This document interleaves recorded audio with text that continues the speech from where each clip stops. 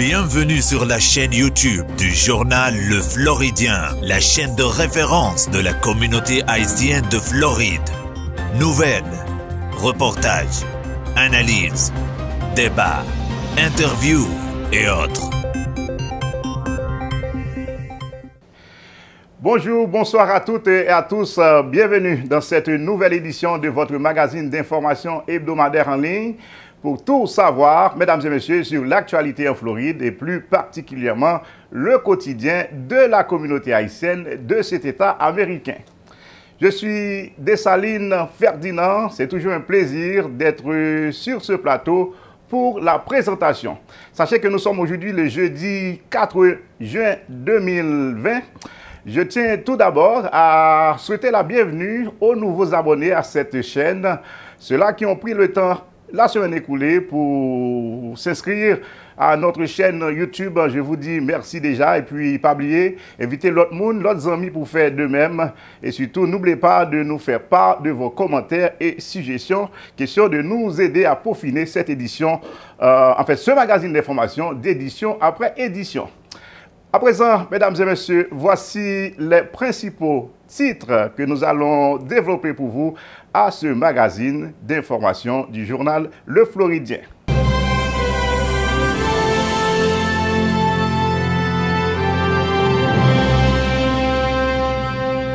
La Floride ouvre ses salles de spectacle dans le cadre de la phase 2 du plan de réouverture des activités socio-culturelles dans l'État.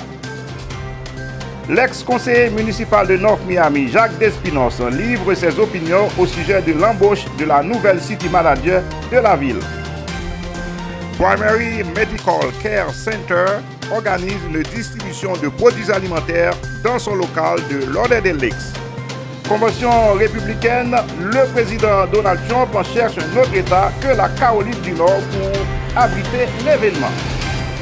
L'activiste Farah Larieux nous livre ses opinions sur les manifestations de rue contre les violences policières liées à la mort de l'Afro-Américain George Floyd. Mesdames et messieurs, ces principaux titres et d'autres vous seront développés juste après cette courte pause.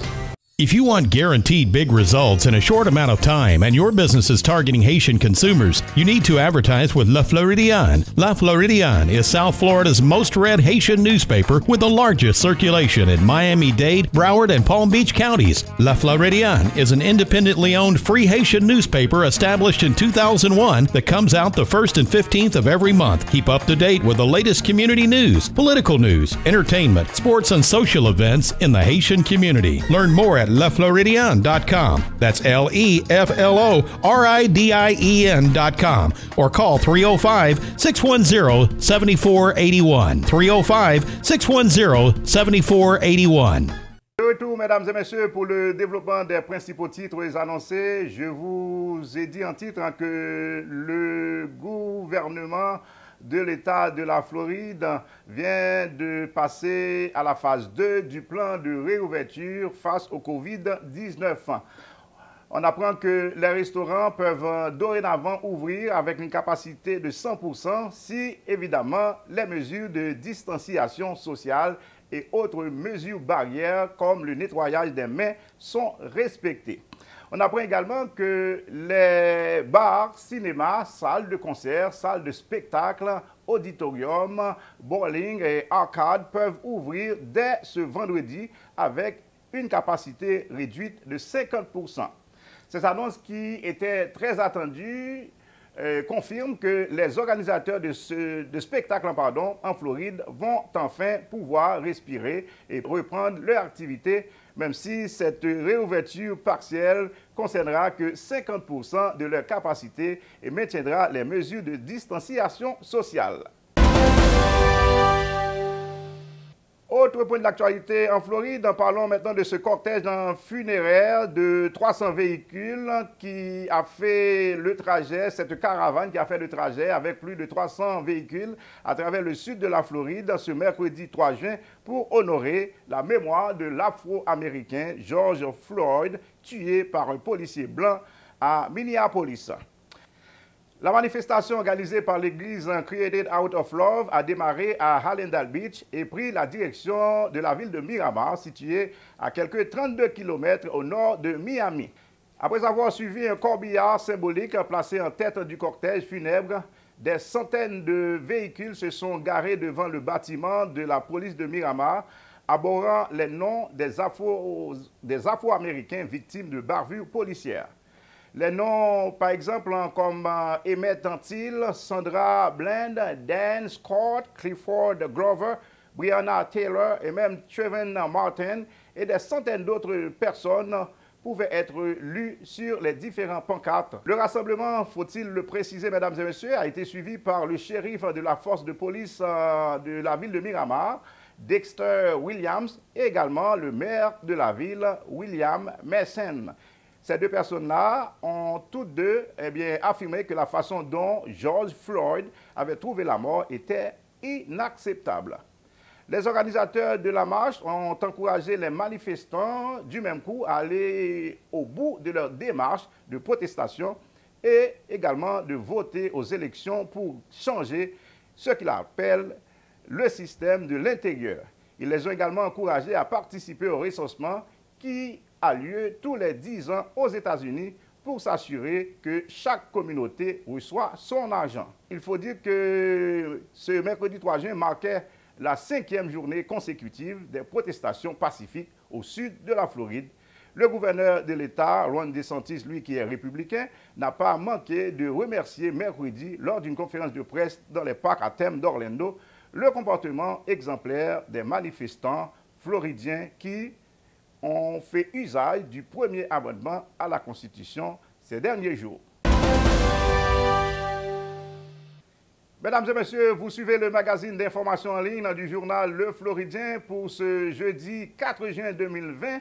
Je suis Dessalines Ferdinand pour la présentation.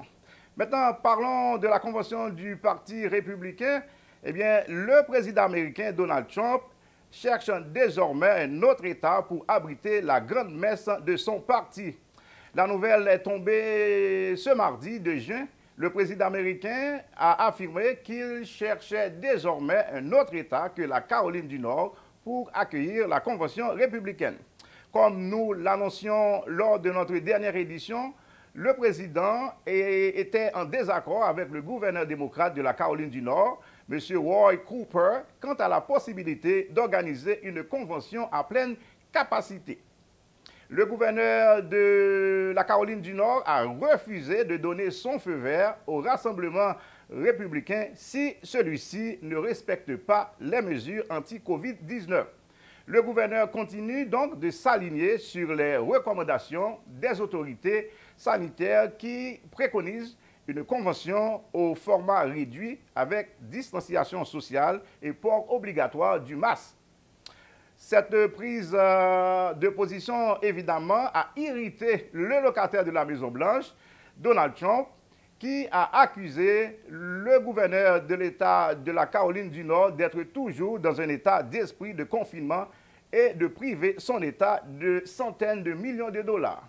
Rappelons, mesdames et messieurs, que la convention républicaine devait normalement se tenir à Charlotte, grande ville de l'État de Caroline du Nord, entre le 24 et le 27 août prochain. Chez les démocrates, on évoque la possibilité d'organiser une convention en ligne ou sous tout autre format inédit qui soit en accord avec les règles sanitaires en vigueur. Une option rejetée jusqu'ici par le locataire de la Maison-Blanche et son équipe, évidemment. Mesdames et messieurs, vous suivez l'édition du 4 juin 2020 de votre magazine d'information en ligne. Le Floridien Magazine, une meilleure façon capable d'utiliser pour être connecté avec toute nouvelle qui a passé dans la communauté haïtienne dans le sud Floride là, dans l'État, et avec un petit coup d'œil dans l'ensemble sur la diaspora haïtienne aux États-Unis, et pourquoi pas à travers le monde. Je suis Dessalines Ferdinand. Je rappelle que pour ne pas oublier abonner à la chaîne là, et meilleure façon pour faire ça, vous cliquer sur le logo en rouge là, où est qui marqué subscribe ou bien s'abonner, dépendamment de qui langue vous pouvez regarder la vidéo.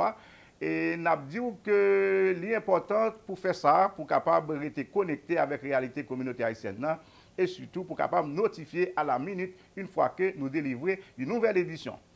Maintenant, nous allons du côté de la ville de North Miami pour parler avec l'ex-conseiller municipal de cette ville. Il s'agit de Jacques Despinos, qui nous a donné son avis sur l'embauche de la nouvelle directrice administrative de cette ville, ça nous relève City Manager, l'avocate Teresa Terelus. L'ancien conseiller municipal, aujourd'hui à la retraite, Jacques Despinos, un vétéran de la politique au niveau de la communauté haïtienne, il faut le préciser, considéré comme l'un des membres fondateurs de cette communauté. Eh bien, monsieur était pas là avec nous pour te dire nous ça lui penser de choix ça que l'actuel council et conseil municipal là fait de madame Teresa Terelus pour venir nouveau manager citoyen et madame Terelus qui c'est un avocat de formation, il gagne bientôt pour l'État rentrer en fonction comme remplaçant de M. Larry Spring. M. Despinos estimait que l'était le temps pour une personnalité d'origine haïtienne t'est occupé pour ça, côté ça fait longtemps que c'est une majorité d'élus haïtiano-américains qui retrouvent la tête City Council. Mesdames et messieurs, je vous invite à écouter ou encore à suivre ce court entretien que nous avons réalisé avec l'ancien représentant du district 3 de la ville de North Miami, chez lui. Comme nous connaissons, l'âge a monté 75 ans presque.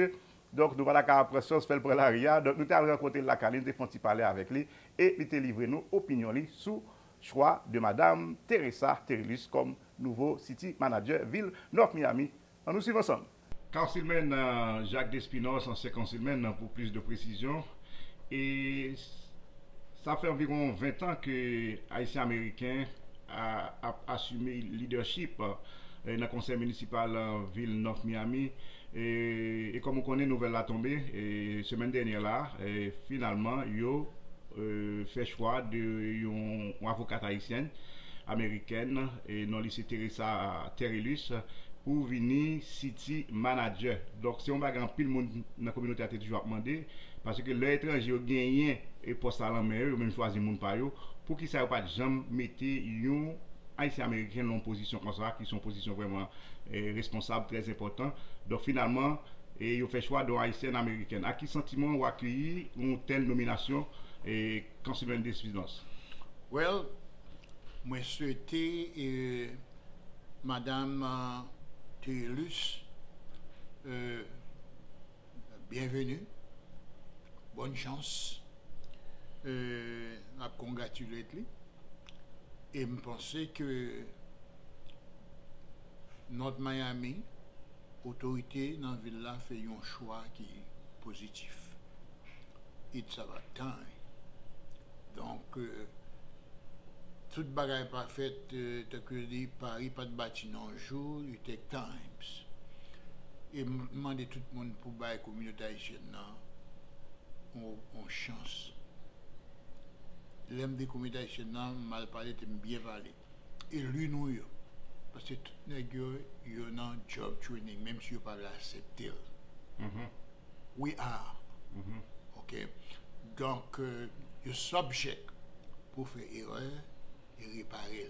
Donc, est-ce que pendant qu'on dit ça, c'est très important, est-ce qu'on est capable de dire, il y a deux membres dans le conseil là qui étaient là en 2016, je crois, c'était en février 2016, qui étaient comment dire ça, pas supporter choix ancien magistrat a fait qui c'est docteur Smith Joseph que l'RTC l'a choisi une dame qui est aussi compétente c'est Marie Woodson. Donc est-ce que vous pensez là que magistrat actuel là qui c'est Philippe Bien-Aimé avec councilman et désulmé il y aurait pas eu tort ou bien erreur peut-être vous pensez qu'il a été fait en 2016 là? Je pense que si vous venez penser il y aurait que gon bagay qui pas là mais comme ça donc il ranger l'on là donc ça ne vrai ça ne pas chercher la petite bête c'est demander grand maître là en l'air pour accompagner madame Teresa Terelus c'est ça? Oui Teresa Terelus. Donc bien content pour lui Je souhaitais la bienvenue. Je pensais qu'il a fait tout ça qu'il méritait à faire. Mais même là, qu'il lui-même avec Maya Wilson, c'est des qualités. Donc, première fois, pas de gagner communication entre eux-mêmes. Des gros bagailles, un petit chirépite, battre notre victime. Cette fois-ci, ils fait le bien, ils réparent tout. À nous regarder. Councilman Despinoz, pour nous terminer, ou passer le job là, l'opposition, ou qu'on site hier, ou qu'on gouvernement ça bien. Et parlez-nous, dis-nous honnêtement, à quel niveau vous pensez que les gens cités à fonctionner, les gens qui fonctionnent cités, vous pensez que Madame Teresa, Terelus, capable de gagner un petit problème pour l'adapter? Bon, directement, que je pensais que il n'y a pas point cousi ça, il y parce que il y a une qualité la cali, il est capable d'exploiter pour city, mais les villes là, on prend dans le chemin droit. Donc moi-même encore comme on dit que c'est une expérience, donc pour background, donc il prend pour le travail dans le city, pour accompagner, faire route là. Plus facile, plus bien, sans que pas gagner ou l'eau, mamie, râle, coup de journaliste, et c'était à tourner au fil. Donc, on souhaitait que ça, c'est des données que donc on n'a pas avancé vers l'avant. Vous suivez le magazine d'information en ligne du journal Le Floridien, édition du jeudi 4 juin 2020. Encore une fois, je suis Dessalines Ferdinand. Et n'a dit que c'est la meilleure façon pour être informé de tout ce qui a passé dans la communauté haïtienne, dans le sud Floride là, et pour connaître tout ce qui a fait de façon positive, puisque là, nous fait programme ça en façon pour nous vendre ça, nous les positivités de la communauté haïtienne en Floride. Voilà pourquoi nous allons vous parler maintenant de Primary Medical Care Center, qui c'est une clinique de propriétaires haïtiens. Donc, les responsables de cette clinique avaient joint le gouvernement de la ville de Lauderdale-Lakes pour être capable d'organiser ça relais, une Food Drive Distribution. Donc, c'était mercredi 3 juin, ça s'est passé, mesdames et messieurs, et dans la matinée, côté responsable clinique ça, qui vient en tête, directeur, fondateur, propriétaire, un entrepreneur vraiment qui est très généreux, nous sommes capables de dire, dans le lycée Preston Jean-Claude, pardon. Nous avons tendance à dire monsieur c'est Jean-Claude, mais le nom c'est plutôt Preston Jean-Claude. Donc, monsieur est associé avec la ville de Lauderdale-Lakes, à côté de la deuxième clinique qu'elle a ouverte en 2017, une façon que tu as réalisé une Food Drive Distribution, pour être capable d'aider les amis en foyer qui n'ont besoin dans la zone Sayo. Évidemment, il faut dire que toutes les mesures barrières exigées par les autorités sanitaires de l'État de Floride ont été respectées, à savoir, il y a des masques, gants, il y a désinfecté, en fait, toute table que tu as mis produits. Donc, c'était très intéressant et de la part de ces responsables. Cette opération de solidarité avait reçu également le soutien de Famco Pharmacie, une monde qui était supporté évidemment et surtout la présence, il faut le signaler, de tous les membres du conseil municipal de la ville de Lauderdale-Lakes, y compris la mairesse et Madame Rogers. Quant à la clinique Primary Medical Care Center, elle avait mobilisé une quarantaine de ses employés pour que cette opération d'aide se déroule dans les meilleures conditions. Je vais vous inviter maintenant, mesdames et messieurs, à suivre une séquence de cette distribution de produits alimentaires réalisée par Primary Medical Care Center en collaboration avec le gouvernement de la ville de Lauderdale-Lakes. Suivons ensemble, mesdames et messieurs.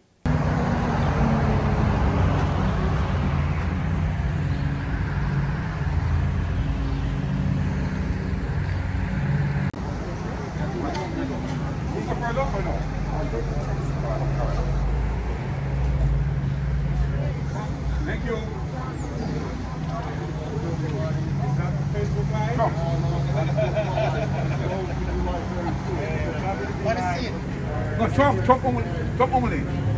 Oh, yeah. What is it? Oh,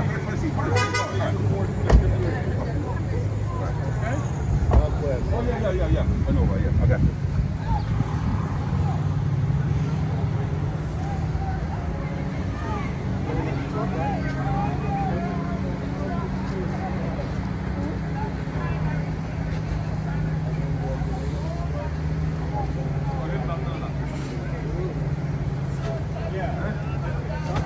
Nous avons profité de la présence de la mairesse de cette ville, Madame Rogers, pour lui poser quelques questions concernant sa présence à cet événement. Écoutons ce que la première citoyenne de la ville de Lauderdale-Lakes avait à dire au micro du journal Le Floridien. We have with us the mayor of the great city of Lauderdale-Lakes, Mrs. Rogers. Mrs. Rogers, give us a sense of your presence at this event this morning. There's no way I would miss being here in person. And as you can see, my colleague, Vice Mayor Veronica Edwards-Phillips and Commissioner Beverly Williams, we're here because we truly love our corporate partners. When a business helps out our community, we can only say thank you. And Primary Care, the day they came to Lauderdale Lakes, they have participated in everything that we're doing in our city. So we're just so very thankful this morning. I know there's a large Haitian population in your city. Oh, yes. Tell us a little bit about your connection with that community. Well, I'm connected to the community through this organization. Okay, we do have businesses here and we make sure we reach out to our businesses. So they are included. We just finished celebrating and we'll continue to celebrate Haitian Heritage Month, which was May. And we're going into Caribbean Heritage Month, which is June. And Haiti is part of the Caribbean.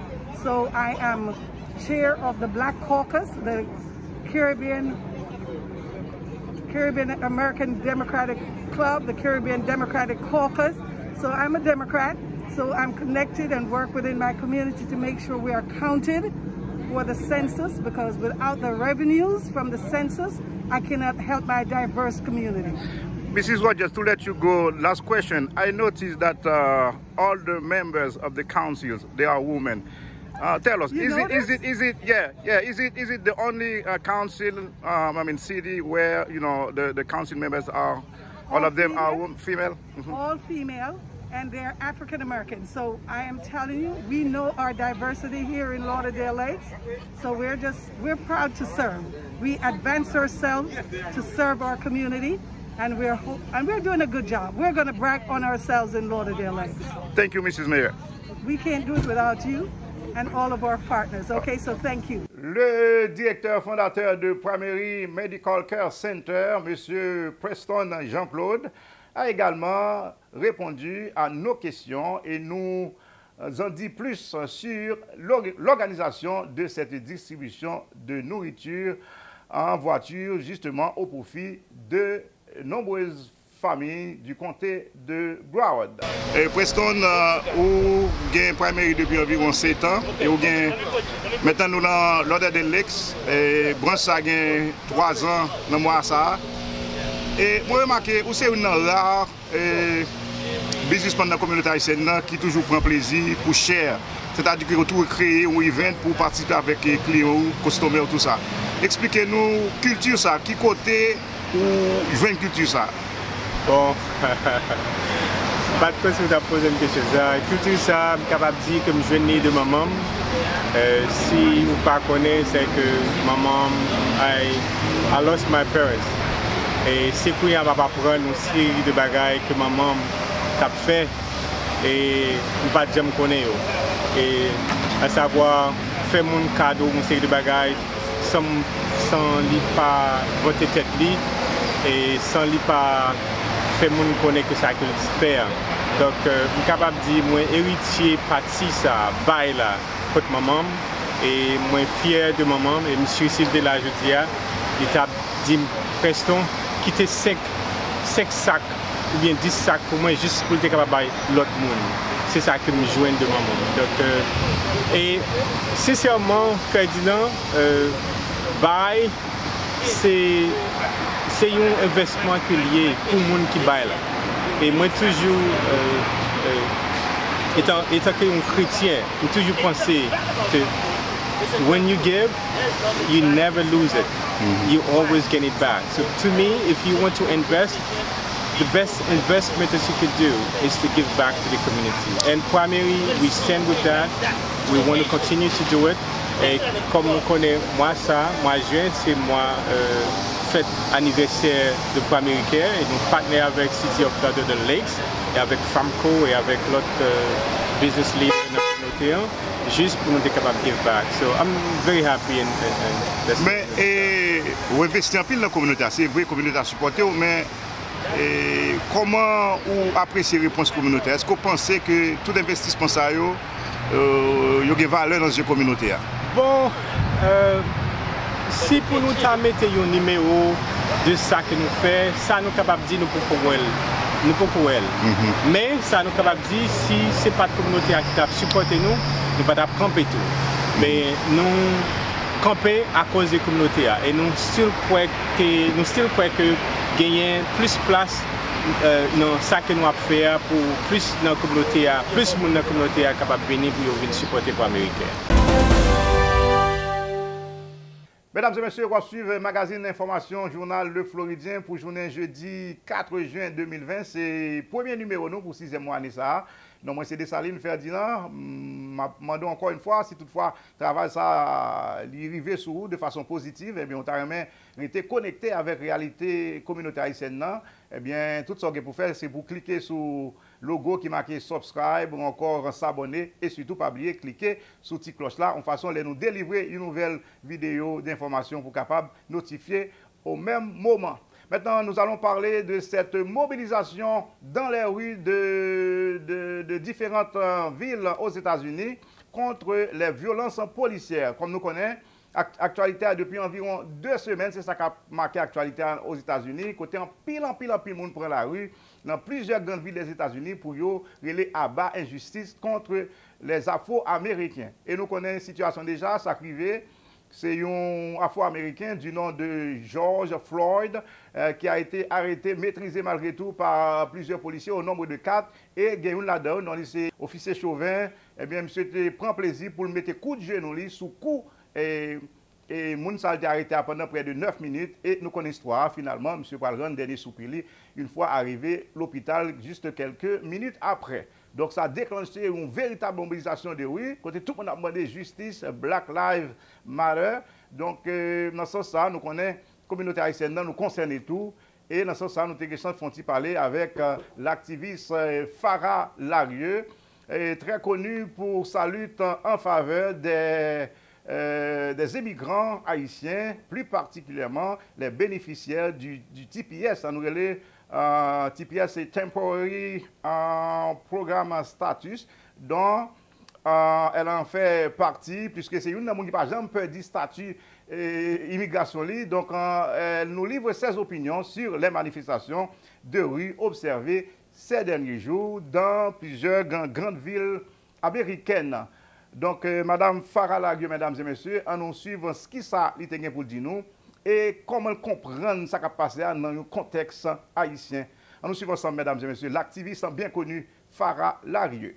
En effet, Dessalines, protestation, manifestation que nous voyons dans plusieurs villes à travers les États-Unis, c'est une crise sociale liée pour dénoncer racisme et discrimination qui existait dans le pays ici.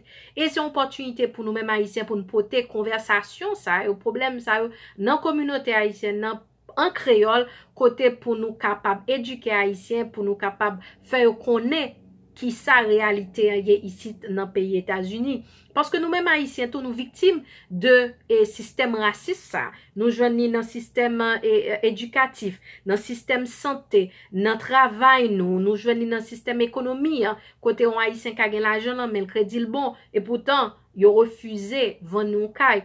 Nous joignons tout dans la politique étrangère américaine vis-à-vis Haïti.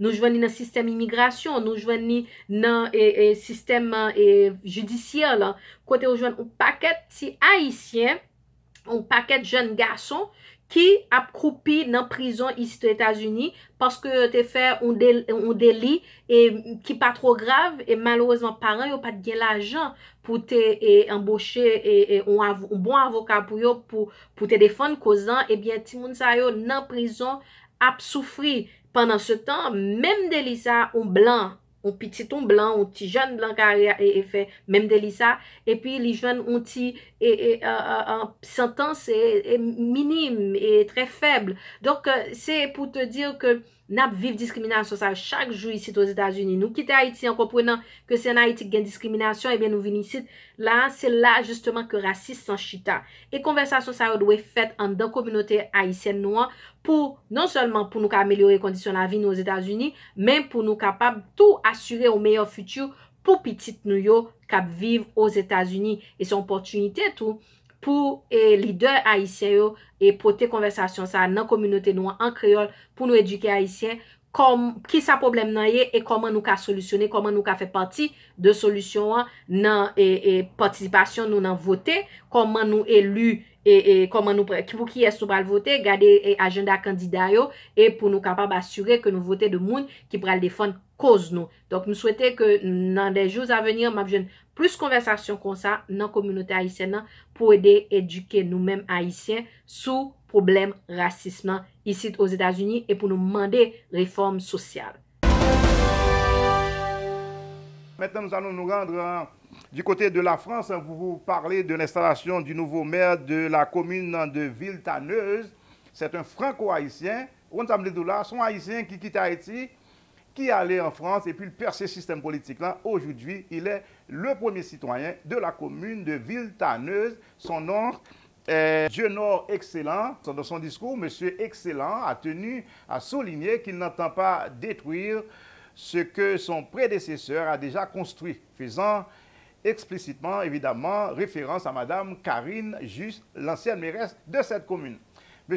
Djenor Excellent s'inscrit à la fois dans la continuité et la rupture, affirmant que le temps des affrontements qui ont émaillé ces municipales est désormais révolu. Voilà un vrai leader.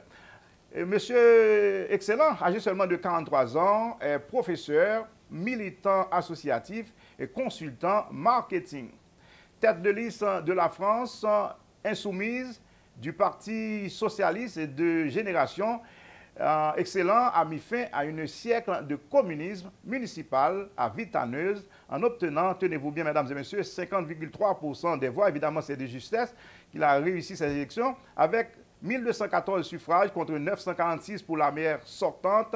Djenor Excellent a remporté cette élection dès le premier tour. Je vous invite, mesdames et messieurs, à en savoir plus sur ce franco-haïtien à travers cette courte vidéo tournée en février dernier lors d'une réunion électorale avec des citoyens de la commune de Villetaneuse. Je vous demande un tonnerre d'applaudissements pour notre candidat Djenor Excellent. Merci beaucoup pour votre soutien. Merci pour votre présence. Vous avez répondu présent à notre invitation. Merci parce que vous nous avez ouvert vos portes. Vous êtes venus ce soir pour rencontrer vos futurs élus. Certains ont pris la parole, d'autres ont pu vous accueillir tout à l'heure. Ce sont des femmes et des hommes qui ont aussi pris leurs responsabilités. C'est parce que ces personnes se sont dit qu'il est temps de donner une nouvelle chance à Villetaneuse et de devenir des élus, oui, des élus de la ville, des élus de la République, pour porter un nouveau programme. Donc, si notre ville est dans cet état, nous sommes responsables. Si ce sont les mêmes personnes qui sont là depuis des décennies, nous sommes responsables. Si ce sont les mêmes politiques misérabilistes qui sont menées de saupoudrage et qui ne satisfait pas le bien-être des habitants, nous sommes responsables. Donc, je vous dis, le 15 mars, prenons notre responsabilité et proposons une alternative crédible. Cette ville est en train de mourir. Donc, mobilisez-vous dès le 15 mars. Nous, on ne veut pas de deuxième tour. Cette élection municipale doit se jouer dès le premier tour, avec un rassemblement très large. Dès le premier tour. Wow, c'est vraiment excellent. C'est un monsieur qui est doté d'une très bonne articulation. Donc, vous avez pu constater à travers cette vidéo, mesdames et messieurs, le nouveau maire, excellent, semble maîtriser son sujet et sait vraiment trouver les mots justes pour convaincre les électeurs et surtout galvaniser ses troupes. Alors là, toutes nos félicitations et nos meilleurs vœux de réussite à monsieur Dionor Excellent, que nous espérons évidemment recevoir bientôt sur notre plateau, le plateau du journal Le Floridien. Voilà, mesdames et messieurs, ici prend fin l'édition de ce jeudi 4 juin 2020. Je suis Dessalines Ferdinand pour la présentation, comme toujours. Merci de nous avoir suivis. Merci à vous tous et à vous toutes qui avez pris le temps, la semaine écoulée, encore ces derniers jours, de vous abonner à notre chaîne YouTube. C'est vraiment intéressant, c'est vraiment encourageant plutôt de votre part. À chaque fois que le nombre de nos abonnés augmente, cela implique que un travail vraiment d'importance que nous avons fait dans ce jeu Mounio. Et évidemment, nous-mêmes, nous pas là pour nous faire des bagages de bas niveau, si vous me permettez l'expression, soit chercher des bagages oui, donc c'est pas chaîne ça, mais soit chercher des bagages de qualité. Vous besoin qu'on ça qui passe dans le Sud Floride là, eh bien c'est nous-mêmes, le Floridien, cette chaîne YouTube, c'est la référence en matière d'information de la communauté haïtienne en Floride. C'est à nous de faire de donner la priorité en termes d'information pour vous informer, mesdames et messieurs. Donc, pas oublier, abonnez à la chaîne là. Si vous n'avez pas pour faire ça, cliquez sur le petit logo marqué s'abonner ou encore subscribe qui est en rouge là. Et très important, cliquez, tant que musique là ça dit, cliquez sur le logo qui fait le petit cloche là, en façon à chaque fois que nous délivrons une nouvelle vidéo d'information, eh bien, on est capable d'informer à la minute et puis on va brancher pour connaître tout ça qui a passé. Merci à vous tous. Rendez-vous la semaine prochaine pour une autre édition du journal Le Floridien. À bientôt. If you want guaranteed big results in a short amount of time and your business is targeting Haitian consumers, you need to advertise with Le Floridien. Le Floridien is South Florida's most read Haitian newspaper with the largest circulation in Miami-Dade, Broward, and Palm Beach counties. Le Floridien is an independently owned free Haitian newspaper established in 2001 that comes out the 1st and 15th of every month. Keep up to date with the latest community news, political news, entertainment, sports, and social events in the Haitian community. Learn more at LeFloridien.com. That's LeFloridien.com. Or call 305-610-7481. 305-610-7481.